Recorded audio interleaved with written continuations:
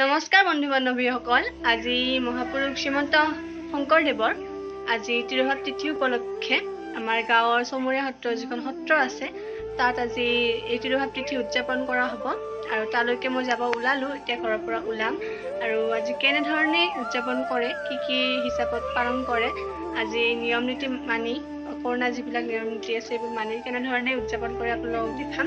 তেতিয়াহ'লে ব'লক। এইয়া ফাইনেলি আমি আহি পালোঁ চমুৰীয়া সত্ৰ আৰু এতিয়া এইখন পালোঁ প্ৰথম গেটখন, যিখন গেটেৰে আমি সোমাই যাব পাৰোঁ আৰু গৈ এতিয়া আমি পালোঁ এইটো দোলন ঘৰত আমি দেখা পাইছোঁ কেইখনমান কলৰ দোকান দিয়া হৈছে আৰু ইয়াৰে পৰা ভক্তসকলে ফল কিনিব আৰু সেৱা ল'ব। এতিয়া আমি লাহে লাহে সত্ৰৰ ভিতৰলৈকে সোমাই গৈ আছোঁ।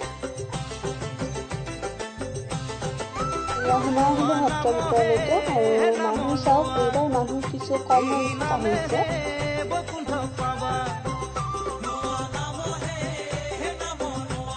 এইটো হ'ল মন্দিৰৰ সন্মুখৰ চাই আৰু আমি ইয়াতে বৰ্তমান এনেকৈ ৰখি আছোঁ, মানে ইয়াতে নাম প্ৰসংগ হৈ আছে, তো আমি এতিয়া ৰখি আছোঁ। অকণমান পিছত যাম ভিতৰলৈ আৰু কিছু দেৰি আছে নাম প্ৰসংগ শেষ হ'বলৈ, তাৰ কাৰণে ইয়াতে অকণমান টাইম পাছ কৰিম, অকণমান ফটো উঠিম, কিবা কৰিম, তাৰপিছত যাম, সেৱা ল'ম আৰু ঘৰলৈ যাম।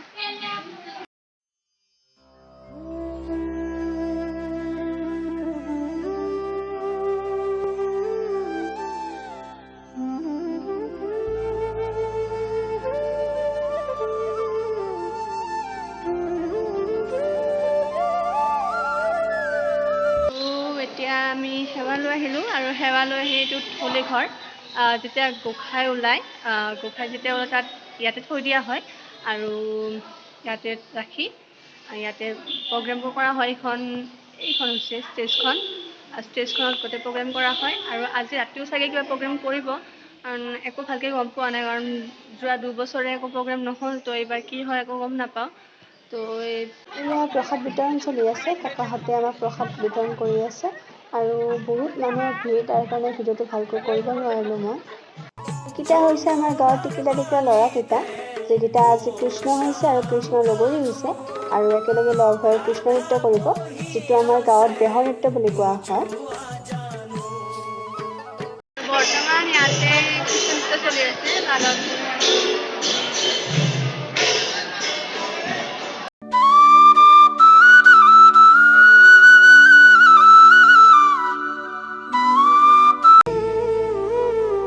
নামৰ নিজৰা কলিত শংকৰে আনে, বৈকুণ্ঠৰ পৰা শ্ৰৱণ কীৰ্তন কৰা, কলিত হৰি নামক জানিবা বান্ধ